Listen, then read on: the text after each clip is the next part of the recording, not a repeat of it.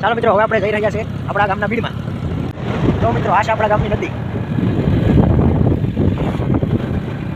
જો મિત્રો સોનાના વાવેતર લગભગ બધે થઈ ગયા છે.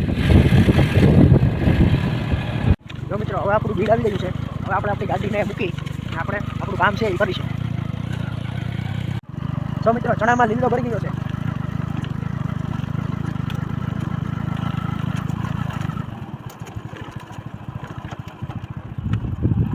આપણે આપણી ગાડીને મૂકી દીધી. હવે એમાંથી બાજકા કાઢી અને આપણે જવાનું છે બીડમાં, સાણા બીડમાં.